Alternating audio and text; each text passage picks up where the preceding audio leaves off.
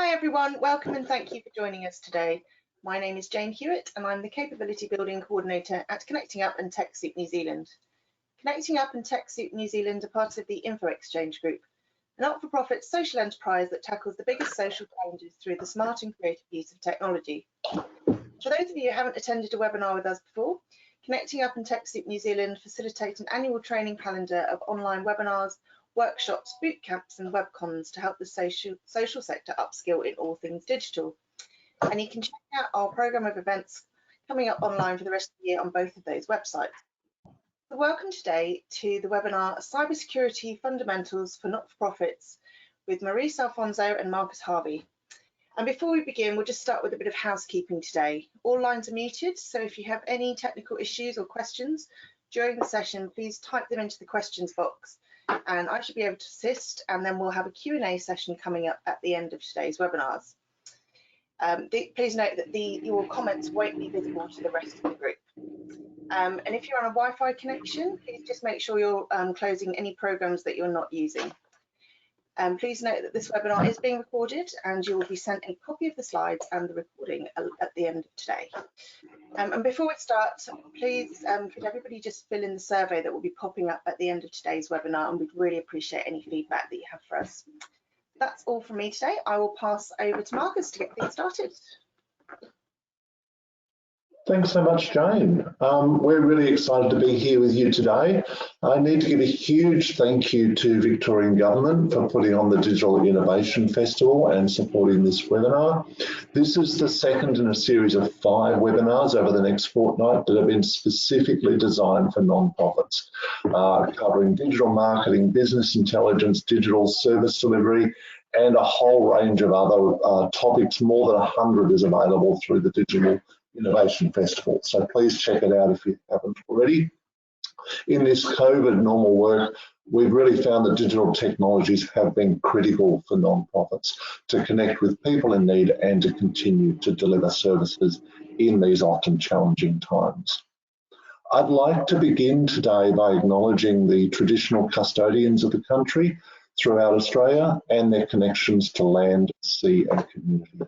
I'm joining you today from Bunurong land in the Kulin Nation, but recognising that everyone here will be joining from all over the country, and we pay our respects to elders past, present and emerging, and also extend that respect to all Aboriginal and Torres Strait Islander people on the webinar today. Now, it was through our work with non-profits in the early days of COVID that the need for the Digital Transformation Hub became apparent. And what I want to do today is talk through what we're going to cover, just to give you that high level overview. And then Maurice is going to do the core of the content as our cybersecurity expert here in the Hub. After I give the overview, we're going to cover the current cybersecurity landscape, conversation about key security practices organisations should have in place. Many of these aren't difficult, so we're really keen to give you some practical pointers to get appropriate protections in place. We've already heard from people on the webinar, even before it started, about some of the cybersecurity risks and issues they've had. And so it's increasingly important that appropriate protections are in place. We will cover those key entry points, some real-life phishing stories, some key takeaways, and a whole range of useful resources to help you in your cybersecurity journey is what I will finish with. So just coming back to why the Digital Transformation Hub in the first point, we found in the early days of COVID that many non-profits, especially those with servers and desktops, were really struggling with the transition to work from home. We found that we just didn't have enough time to help everyone that needed assistance. And that's where the Digital Transformation Hub came about, with some funding, particularly from Lord Mayor's Charitable Foundation and Gandel Philanthropy. And that's so that we can build a suite of resources, all available at no cost, to help organisations that need to be able to work remotely and transform their services. with the real aim of bringing the best of technology together for all non-profits so you can thrive in today's COVID normal environment. On the hub, if you haven't yet looked at it, please go and check it out, digitaltransformation.org.au. There you'll find 6 different categories of information and resources, everything available at no cost. We've got the quiz that allows you to determine where you're at in terms of a technological capability. We've got a whole range of case studies so you can learn from other non-profits and understand how they've been through their journey. We've got more than 50 digital guides to build your capability with step-by-step guidance and advice. We've got dozens of training resources to help skill your staff and your IT personnel so that they can make the most out of non-profit technology. We've got free expert advice. So if you want a consultation, you can jump on, you can chat with an expert, you can book a longer series of consults if you've got a more complex series to help you understand how to move through the process, as well as a whole range of technology discounts to give you the best non-profit technology, either free or at minimal or discounted costs. Because we know that every dollar you save in terms of technology is another dollar you can spend helping your community, helping your members, helping your clients. To make things simple, we've broken things down into 5 different technology domains. Tech foundations to get the fundamentals under control, help people work from home and get reliable infrastructure and PCs. Information systems to gather the information you need to provide great services to your clients, report to your funders, and make sure you achieve your mission and deliver everything you can. Digital marketing, we've got a great webinar coming up on that next week on Wednesday, where we're going to talk about how you can use websites, social media, EDM to build your supporter base and amplify your impact. IT management to make sure you get best bang for the buck. And today's topic, cybersecurity.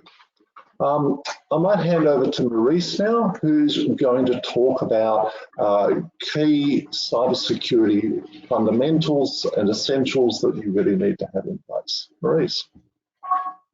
Great, thank you, Marcus. So cybersecurity practices are no longer a nice to have. Given the increasing nature of our digital footprint, increasing threats, we have to build cybersecurity resilience into our organizations. Security has been in the headlines every month, with a number of organizations across all sectors of the economy being affected. A view of some of the headlines within the community services sector in particular from the past months are on this slide. On the top left, Uniting Care had an attack on some of its IT systems and had to resort to manual workarounds due to IT systems being inaccessible. Oxfam had donor information of over 1 million Australians disclosed via a data breach, a database that was exposed with this information. On the bottom left, an incident in March involved a caseworker who was working at a community services organisation and had access to an IT system provided by the Department of Health and Human Services. He left his position at that organisation, but his access was not removed. Resultantly, he accessed information of children after he left the role and committed sex offences. And the last one there on the right is a news item from January outlining the Prime Minister indicating increasing frequency of attacks within Australia. The impacts of the incidents vary, as you can see. In some cases, data is inaccessible because it's locked up by what is known as ransomware. In other cases, personal information is breached, resulting in data privacy implications. Here's some recent statistics on cybercrime and scams in Australia.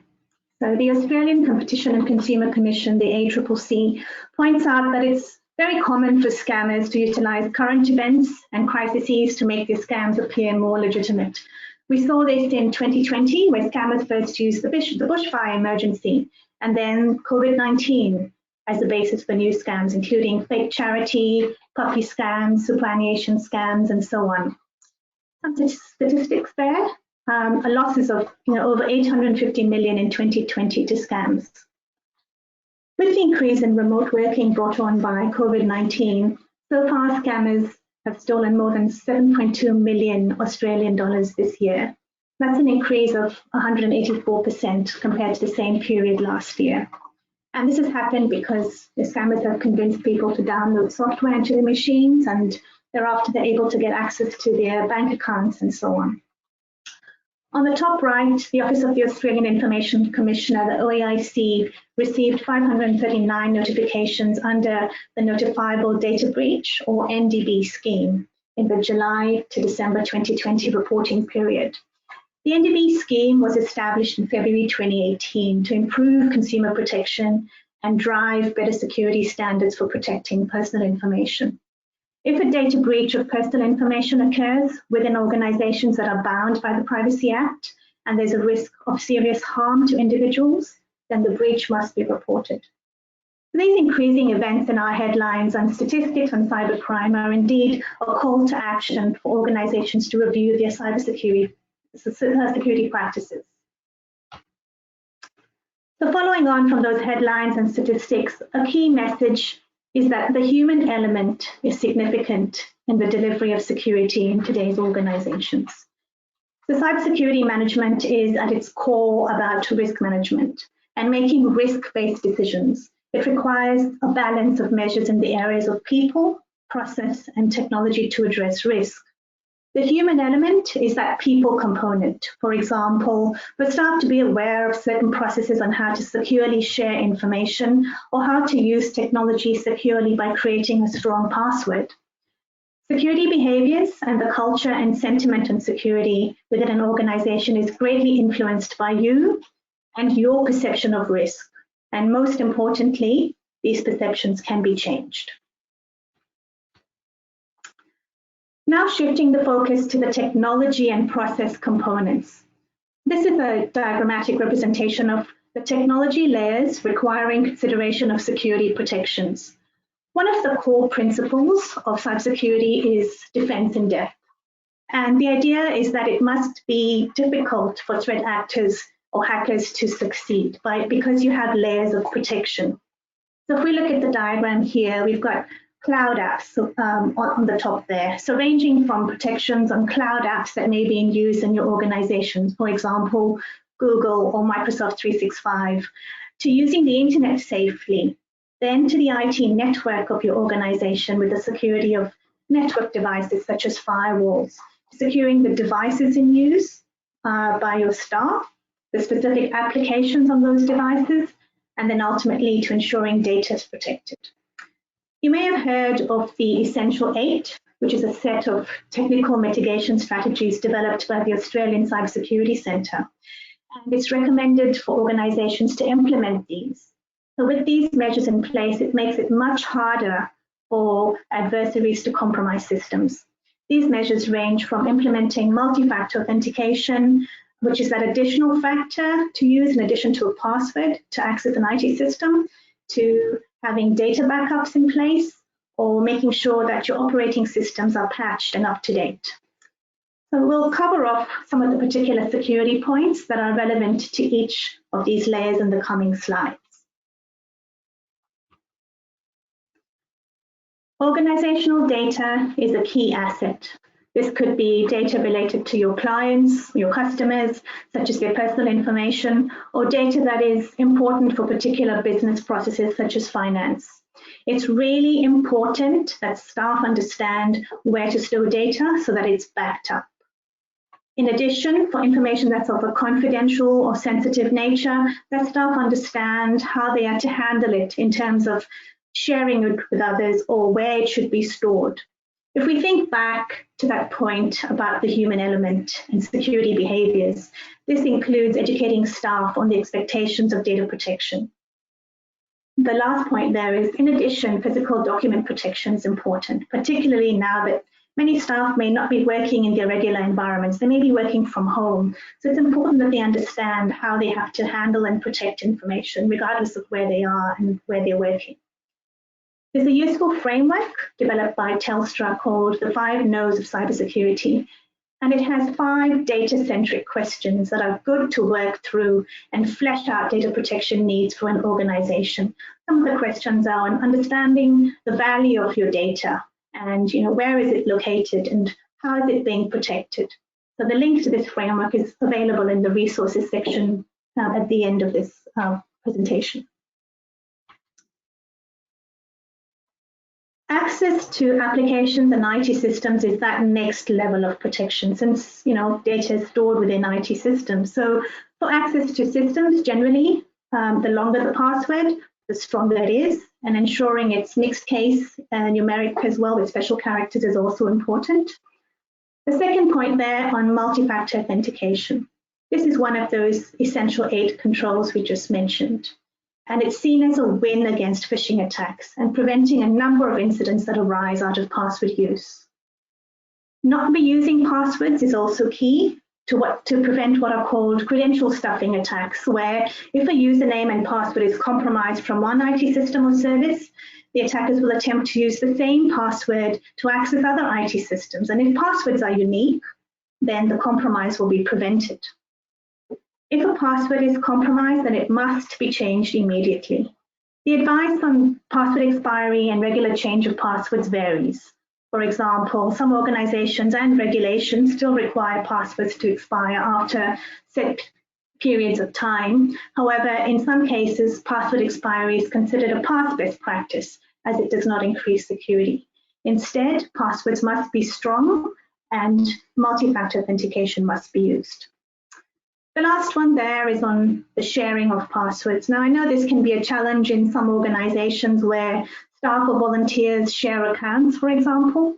Hence, it's good to ensure there are practices in place, such as the ones listed here, in terms of sharing the password only with those who need to have it, and changing the password if someone who knows it leaves the organization.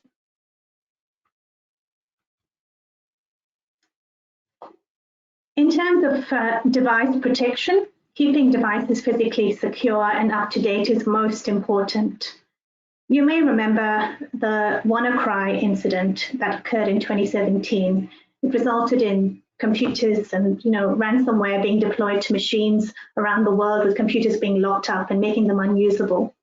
This was possible because a Windows operating system patch to address the vulnerability was not deployed, and as a result, the vulnerability was exploited by attackers.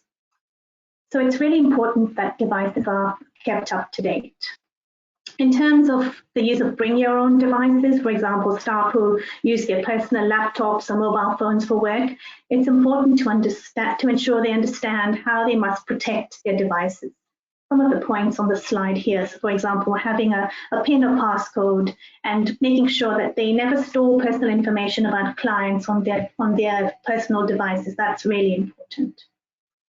The last point there on network security. Now, this would vary depending on your organization and how your network is set up, for example. However, some important considerations are ensuring you have appropriate firewall configurations to protect your network from the outside world, the use of secure network protocols, anti-malware software, the use of virtual private networks or VPNs for remote access, wireless network configuration, and email filtering.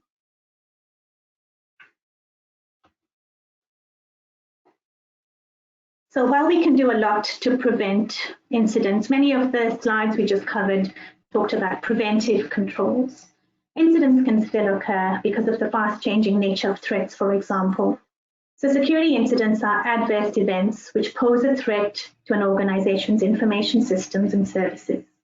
It's important, therefore, to have a means for staff to report potential security incidents.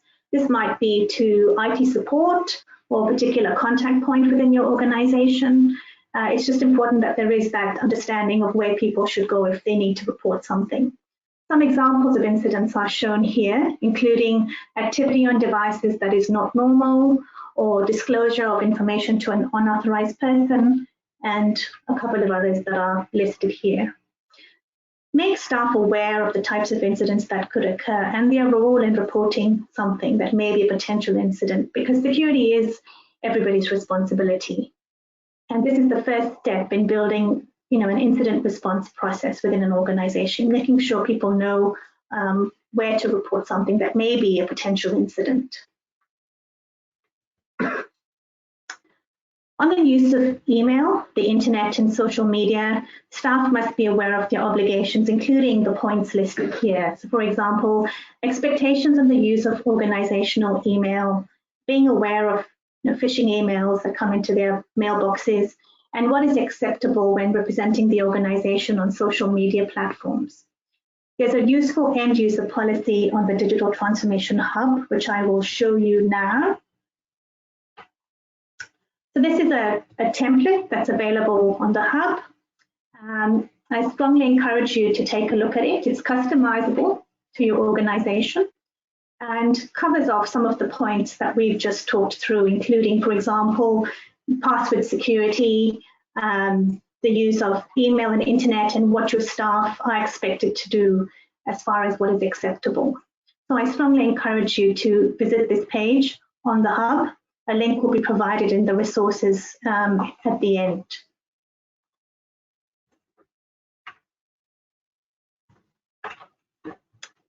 Okay.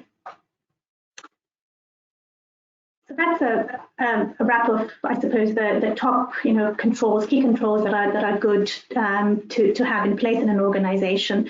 Now I look at the top security incident entry points from a fairly recent global threat report. Phishing is on the increase. Phishing is when email is sent to users with the intention of tricking them into revealing personal information or clicking on web links. This can also occur through SMS, text messages, instant messaging as well. Ransomware, which is malicious software deployed onto machines, could be as a result of clicking on a link or opening an attachment, for example. The use of stolen credentials, again highlighting the importance of multi-factor authentication and password hygiene.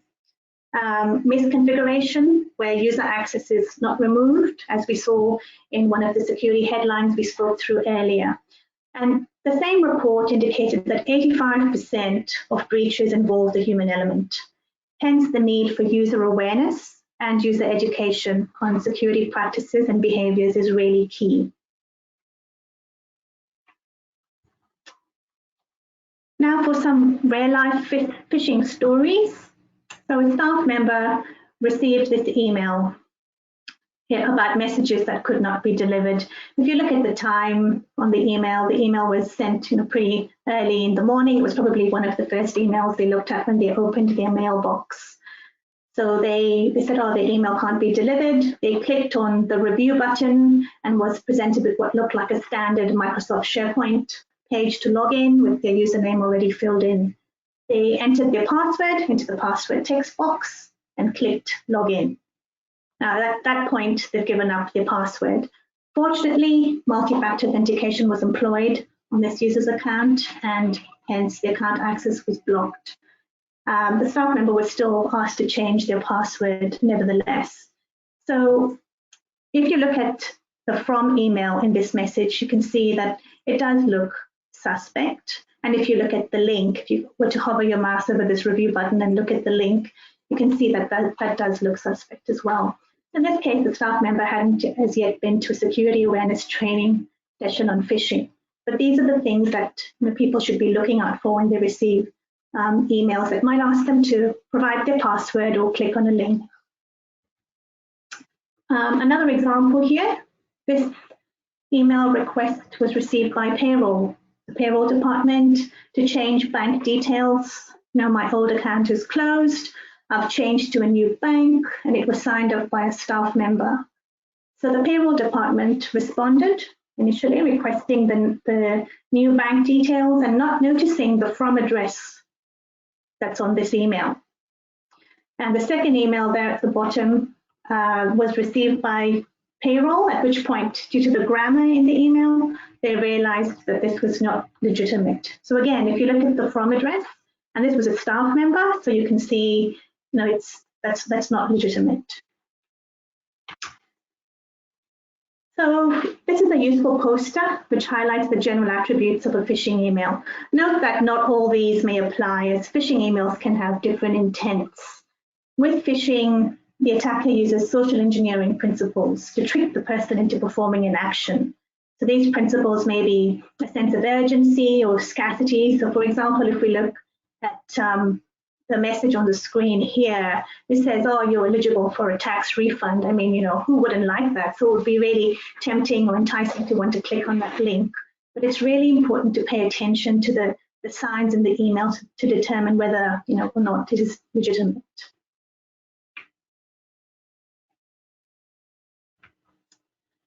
All right, we have a poll question now. Thank you, Jane, for launching the poll.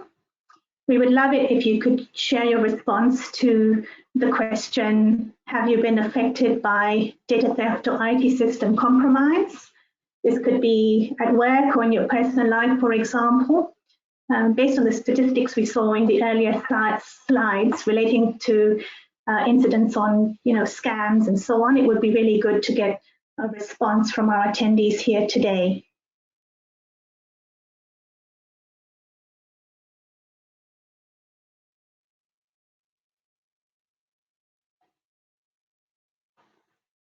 Jen, I can't see the poll on my screen. Okay, we have yes 41% and no 59%. Oh, so the majority is no. That's great. Demonstrates people are being vigilant, and the majority are in the fortunate few. So one of my experiences where I was partly involved in an incident was where a person's work Microsoft 365 email account was compromised. So the adversary accessed this person's email, set up a mail forwarding rule to forward mail to an external address and delete any incoming mail from the inbox. They then sent out spam emails from this person's account to others that the person had recently corresponded with, bearing the message, with a question, can you do me a favor? And I was one of those that received that email, and I replied to it because it really did look legitimate. Fortunately, that was the extent of my involvement being affected, and it didn't get any further. But the compromise was detected because the email was received by others who clarified with the individual in person, whether or not they had sent the email. And when it was confirmed that this was not the case, the Microsoft account was disabled.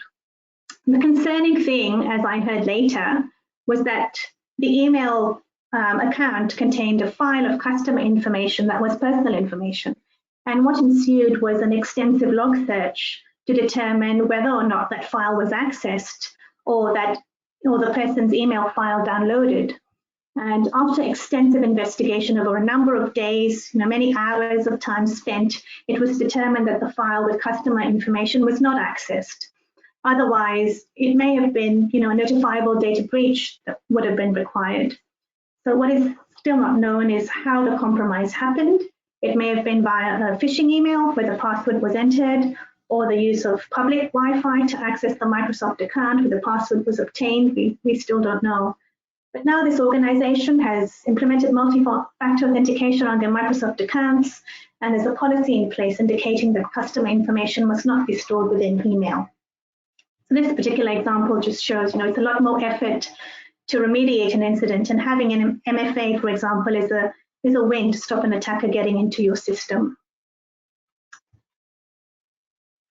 We thought it would be useful to show you a phishing quiz that can be taken for free on the Australian Cybersecurity Centre website. The link is on this slide, but we'll take a look at the quiz now and just talk through a couple of the examples. So, is this email real or a scam? Looking like it's coming from the Australian government, something about a subsidy benefit allocation, asking me to provide quite a few details on personal information, including my tax file number, as well as attach a copy of my driving license. I don't think that's something that I'm going to be doing, so I'm going to say that that's a scam. And yes, it is a scam. I have done this before, so it's not easy to spot. I've had the benefit of doing this before. But this is a really good exercise to run through because there are pointers here on the telltale signs of, of a potential phishing email. It's not personalized. It's asking you to provide some personal information, particularly, your date of birth and your tax file number, passport details, for example. Government agencies will not normally ask you to provide this sort of detail by email. Inconsistencies in language and fonts is another red flag. And again, the same. And here's a second one. We'll just go through the first two. So the second one here from an organization that's called Good to Give. Looks like it's a password reset request. Well, the first question I would ask is, did I trigger that? Did I ask for my password to be reset? And then I'll have a good look at the email, looking at the URL up here. Looks like it's goodtogive.ngo. It's addressed to me. My name is Jane. Let me hover over the link and take a look. Sign in goodtogive.ngo. That looks correct. Looks like it's the same URL as the organization that I've signed up with. So I'm going to say that that's real. Yes, it's genuine. So again, the sender address matches the contents of the email. Again, with the banner, there's a match there. It's personalized with the email address and to me, and the URL matches the sender. But then again, that's not always foolproof. So there's two more on this that would be good for you to run through. I encourage you to do that. The link is on the slide and you'll have it when you have a copy of the presentation. Okay, so some business processes requiring a security lens are listed here, as phishing emails often target the finance area, for example. So ensuring you have delegations of authority in place within your organization. For large amounts of spend, there's double signatures required. If your staff receive details to change a bank account, that could be from a staff member or a supplier, for example. Make sure you use an alternate channel to verify that that is a request that has come from them. Pick up the phone and call them. On the human resource side of things, it's important to incorporate security practices as well there with your onboard and offboard activities for staff. So staff screening, appropriate checks, whether it's criminal checks or working with children's checks, depending on your requirements, system access removal, as well as ensuring there's some sort of security awareness training that staff get. And the last point there, it's important to encourage and acknowledge the reporting of events that may be security incidents. So again, as we mentioned previously, having that reporting point is important, and your staff do take the time to let you know if there's something suspect that they see, because this is a path to continuous improvement of security practices. Over to you now, Marcus, for the takeaways. Thanks, Maurice. And no, really good to get your insights and advice in terms of how to keep non-profit data safe. Few things we just wanted to talk through in terms of core takeaways for you to keep in mind. Then we've got a couple of resources and we're going to open up to questions. So if you've got any cybersecurity or client protection questions, please start typing them in now if you haven't already, so that we keep Maurice busy and make the most of her expertise. Number one, multi-factor authentication for each of your core systems is our number one recommendation in terms of how to keep your information safe. While it's always important, and we'll cover this in the next point, to train staff, if there's multi-factor authentication as well, if the staff members' email address and password gets compromised, it then means that if they're going to get a prompt on their phone in order to authorize their login. And our experience is that stops in its tracks more than 99% of potential breaches. So that's why it's number one, together with strong passwords or passphrases that should be used unique to each account. So don't reuse those passwords. We'll have a look in a second at the Have You Been Pawned website, where you can see how easy it is for or see whether or not there has been compromise associated with accounts. Number two, user education. It's really important, as Maurice was saying, that educating staff how to spot a phishing email, how to keep their information safe is critical, because that is now the biggest challenge in terms of ensuring that information is being kept safe. On the next slide, we'll talk about our user education webinar that we're starting to run every month to help you train your staff in every non-profit or in your non-profit. Don't respond to emails requesting personal information. Remember that email addresses can be spoofed, and remember that fraudsters will often create websites that look like a real supplier, or banks, or Office 365 login pages, or Google pages, etc., to try and get that username password pair. Number 3, the Essential 8 is a really good resource from the ACSC. It's recently been updated, so if you looked at it sort of 6 months ago and thought our environment's slightly different, check it out again. It's been updated to cater more for the type of information or systems that non-profits use that are very much cloud-focused these days. 4, make cybersecurity risk management and governance a real priority for your organisation. It's not enough for IT to worry about this. It needs to be part of what managers think about and talk about, because that user behaviour change is absolutely critical. Having staff think about, am I storing information in the right area, or am I putting it on a USB drive and leaving that lying around? There's very little that IT can do to resolve those types of issues. And the more staff think about what they should be doing and asking questions if they're not sure, the more you're going to be confident that you're going to keep that information safe. So lastly, before we move to questions, I just want to talk through a number of key resources that you'll find useful. First of all, there's the Digital Transformation Hub. There's a big link of cybersecurity resources and a quiz to test your organisation's cybersecurity maturity. So if you haven't checked that out, that's probably the number 1 thing. It's the starting place to go. On there, you'll see there's what is cybersecurity, why it matters. Our friends at PwC did a magnificent job pulling together that cybersecurity end user policy template that Marie showed earlier. And that's really designed for you to customize very easy to become a useful policy for your organization. You put your logo, your organization name in, make a few little adjustments depending on what you want to do. Do you want to allow people to use their own PCs? Do you require them to use an organizational PC? How critical is the information you keep? And then bang, you've got a policy. The PwC are also busy working with us on a policy template in terms of protections that IT manage and look after to keep information safe, and that'll be coming in a couple of months. As mentioned earlier, there's the Cybersecurity Fundamentals for non-profit staff. That's a webinar that we're running every month, commencing next month. And the reason we're starting that is because we've been telling people it's really important to train your staff, both those that have been there for a while and every new staff as part of induction. But we found it just wasn't happening.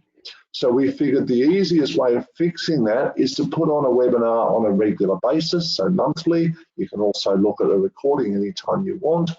And then every non-profit can send their staff to this 25-minute webinar that gives them those cybersecurity fundamentals, teaches them how to keep information safe. So it's just a really simple thing you can do for your staff so that you don't have to worry about it, and we can cover that call for you. Other information includes the privacy guidelines, the 5 No's of cybersecurity, reporting cybercrime. So there's a great little link there if you've got an issue or there's been a breach, as well as have you been pawned, where you can check to see if your personal details have been compromised. I put my email address in there on a semi-regular basis, and that's how I found out that there was a breach associated with my email address was listed in that breach.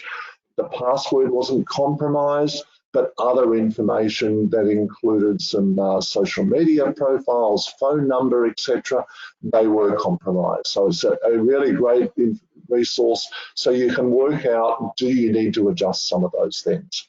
Guidance on identity theft and a key security tip of the day. There's some useful resources that we hope will help you in your cybersecurity journey. But we might open it up to questions now. Jane, over to you. Okay, from Susan. Is there a way to secure standard ISP issued modems that you run your network through? Do you want to? Oh,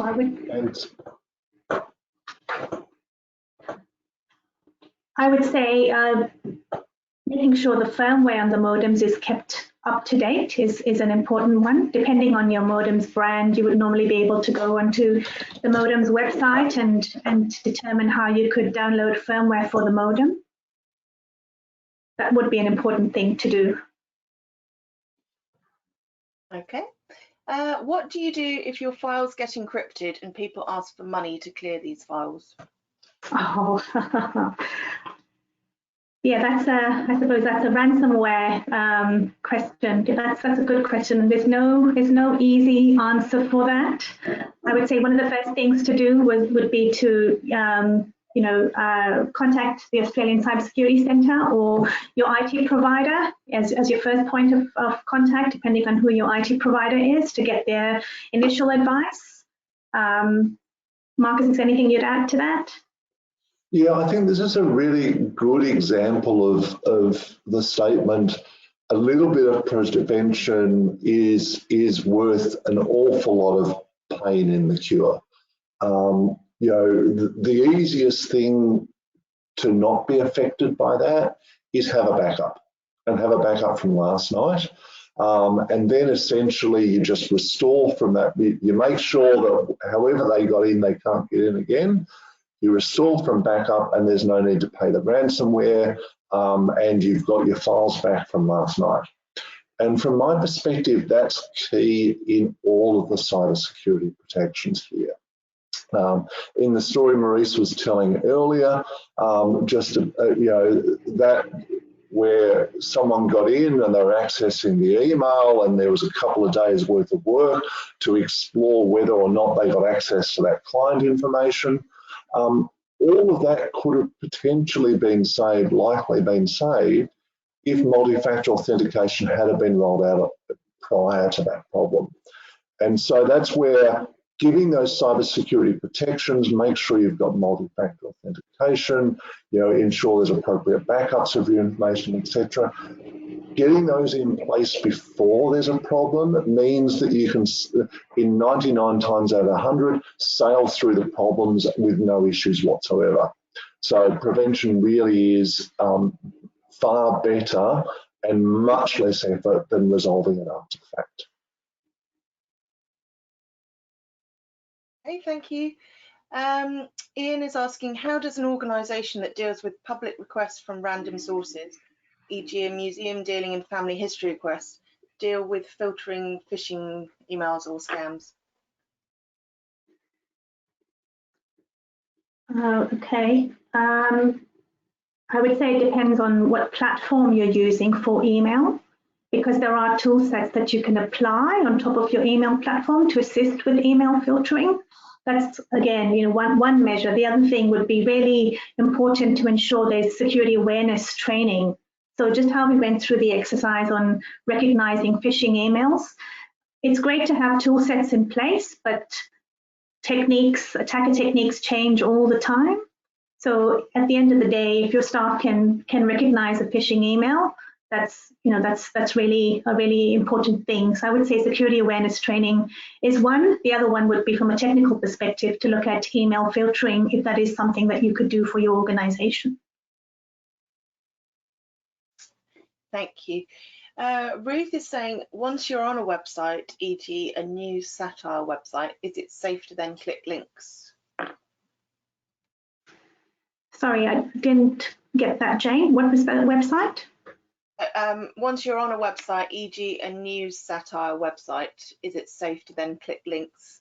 A news satire website. Oh, I would say it's you have to exercise caution, wherever you are on the internet. It's hard to say whether or not a link is malicious, but I would say just exercise caution, look at the link carefully, and if you're not looking for something and you see a link, I would say just don't click it. Okay. Is there an app or a way to store multiple passwords that is safe? Yes, there's a number of good password managers. There is one called Dashlane, which is a product available for not-for-profits through Connecting Up. And there's a few other ones as well. You know, LastPass is one of those, or 1Password, for example. If you're using it in an organizational setting, it would be important to make sure you can have multiple accounts set up. And the other key thing as well is to ensure it has multi-factor authentication. So I think a password manager is a really important tool to have. There's also other good features some password managers have, allow you to store, you know, secure notes, documents, and so on. Not just passwords, allow you to share passwords securely instead of sending them across via email. So it's something worth looking into. Thank you. Mesash is asking, what is a good way to manage organisation devices remotely? Do you have any tool recommendations?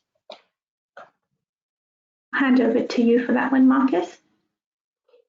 I think my starting comment is, if you're using the 365 platform, Intune is a great option, particularly because it's available as part of the Office or Microsoft 365 Business Premium subscription.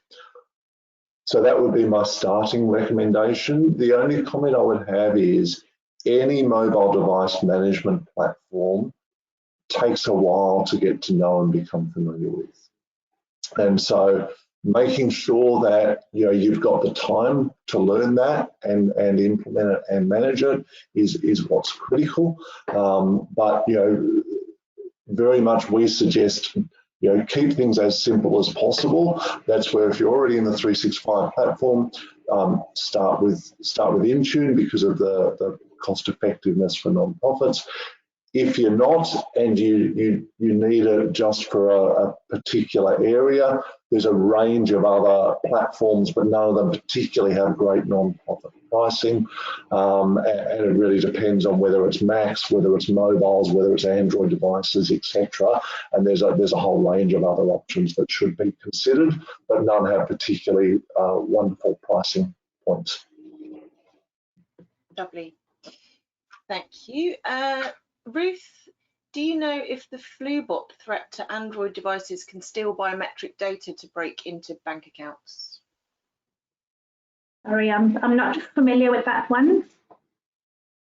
And my answer is not that I'm aware of, but again, for specific advice, if it's critical, put another note in, Ruth, if you're worried, and we can do a bit of research and get back to you separately. Yeah. Julie is saying, our website was hacked a couple of weeks ago. The hacker installed phishing email addresses into the cPanel and deceived the administrator into activating malware. The website was then used to send out phishing emails. Google blacklisted our website and our IT consultant cleaned up the malware and installed two-factor ID. The website has now been whitelisted and we are back online. It was an ordeal. Oh gosh. And look, I'll make a comment here that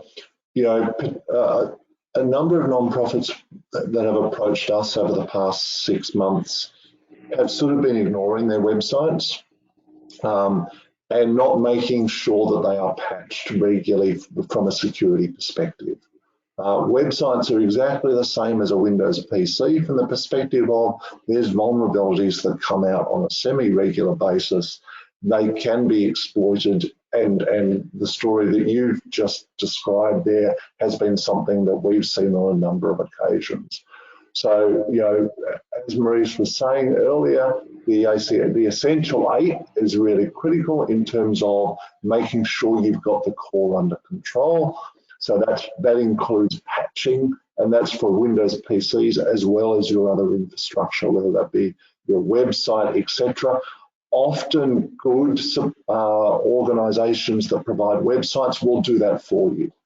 But if you're on a very cheap plan, that may be excluded, and it's worth making sure that you're covered in that way. Lovely, thank you. How do you rate password managers compared to multi-factor authentication in terms of protection, cost, and usability? I think, again, it would depend on the platform that you're on and your level of licensing with Microsoft 365 and MFA. But like I was saying, password managers are really used. Not every website that you would access has the option of multi-factor authentication, for example. So it's really good to have a password manager to ensure you've got strong passwords. Password managers have many other features as well. They allow you to generate strong passwords. They allow you to share passwords securely with others who may need them.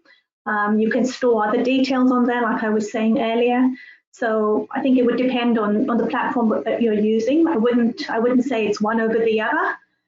It's important to have both. It's important to have multi-factor authentication for your core systems, and a password manager as well to store passwords for systems that may not offer MFA. And I'll make one additional comment, which is related to the question, but it's a little bit more technical, and that is our preference is always, if you can implement some sort of single sign-on process, which then reduces the number of passwords staff need to know, that is our starting preference. So you still need multi-factor authentication, but the more you can get your client and case management system to go and ask or check the username password with Office 365, the more you can get your HR system or your finance system to do the same, the less passwords staff need to remember, the less complexity it is, the less you change management, and so that's always our preference.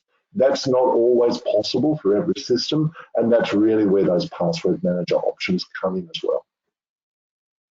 Perfect, thank you.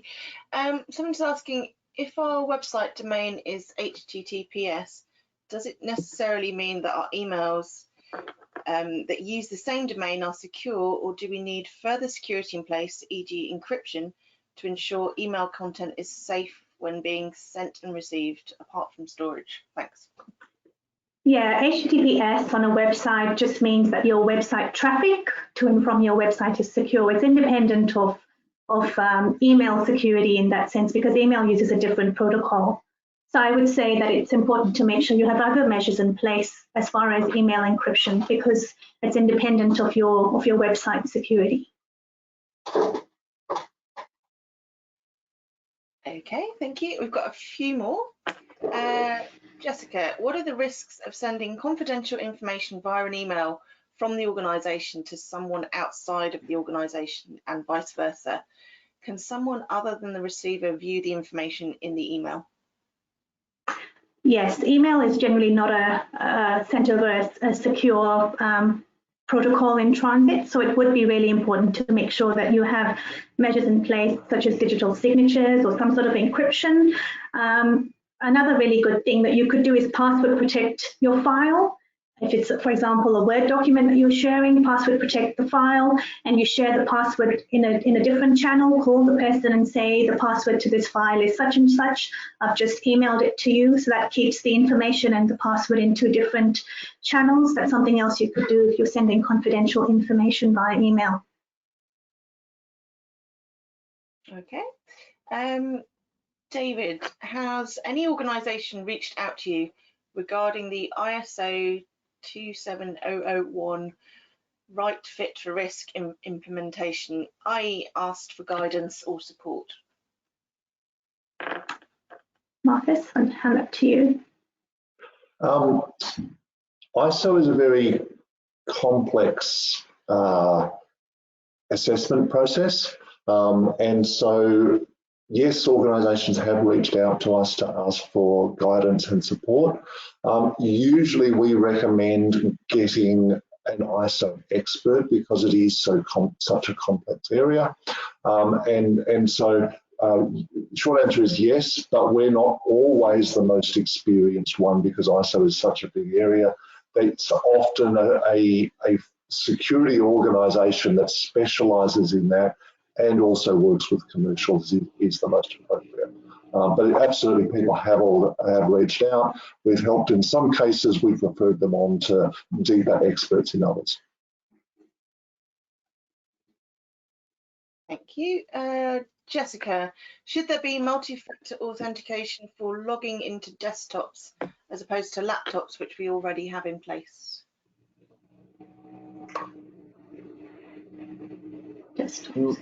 My answer is, if it depends what information is on your desktops. So usually our recommendation to organisations is don't store sensitive information on desktops. Store them in a central location, whether that be client and case management system, encrypted SharePoint site, etc. And if that's the case and you're confident that's happening, it'd always be nice to have MFA on desktops, and that's well and good, but it's not critical. If you're storing sensitive information on your desktops, then it becomes a whole lot more important to make sure there are appropriate protections in place. Multi-factor authentication is one of those. Appropriate patching, encryption, etc. are others. Lovely. Nisita is saying, thank you for the end user policy template. Do you have any templates around disaster recovery planning or steps to recover a cyber incident? The steps to recover a cyber incident we're working on, that we're hoping to have later this year as well. When I say we, I mean our friends at PricewaterhouseCoopers, who are more experienced in that than we are. If you, Jane, do you have the person's details? I can do a bit of a search and see what we've got on business continuity / disaster recovery, and we can pass that off separately. There's nothing I'm aware of or that I recall on the Transformation Hub site. Cool. Yeah, if you send just send us an email to events@connectingup.org and we can give you some information. We have one from John. Thanks for the advice today. Any comments on how worthwhile it is to have cybersecurity insurance?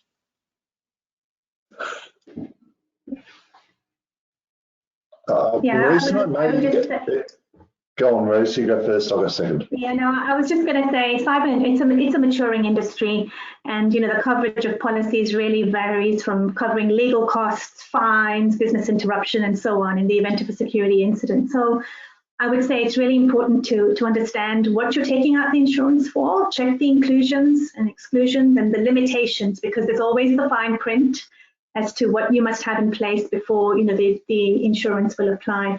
And I'd also really say cyber insurance is really a supplementary tool. Don't just say, oh yeah, great, we've got cyber insurance and so we don't need to do anything else as far as protection. It's really supplementary. You really need to have basic protection in place. And a final question, because we're almost out of time. A few months ago, my credit card was hacked and I always check the sites I use for shopping. Are there any things that people should be looking out for when using business or personal credit cards when purchasing from new suppliers? I would say it would be similar to the points we covered off when we looked at the phishing email. Make sure that the website you're going through is legitimate. How did you find it? If it's a particular shopping site that you're using, is it really one that you're sure is legitimate? Making sure that it's, for example, has HTTPS in the website URL, because that means that it is secure, and that if you were to enter in your credit card details on that site, then they can't be, in a sense, hacked while your data is being transferred online. That's what I would say to that. Okay, one final one.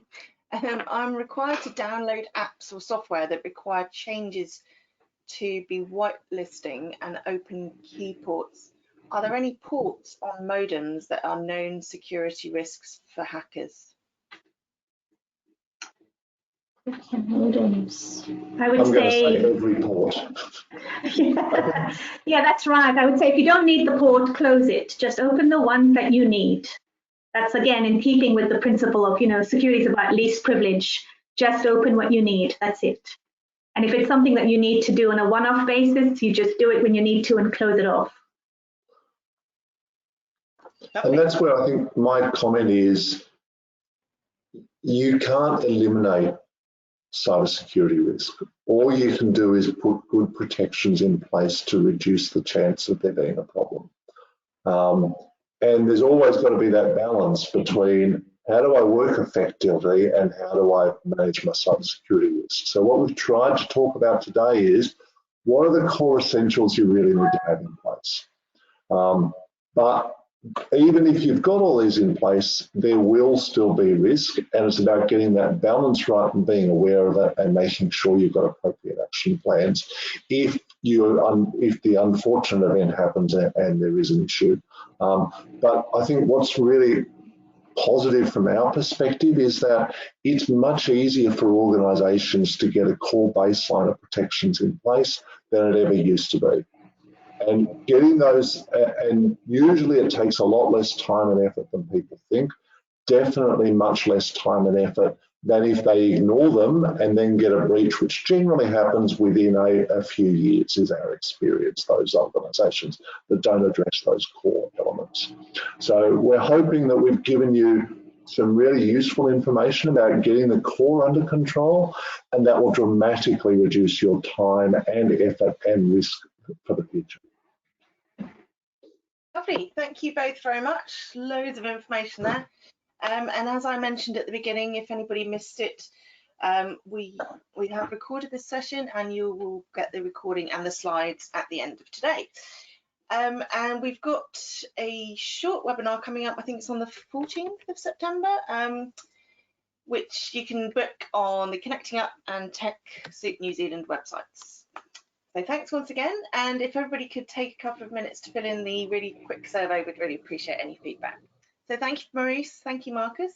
And thanks everybody for joining us today. Have a great day, everyone. Thank you. Thanks, everyone. Bye. Bye. Bye.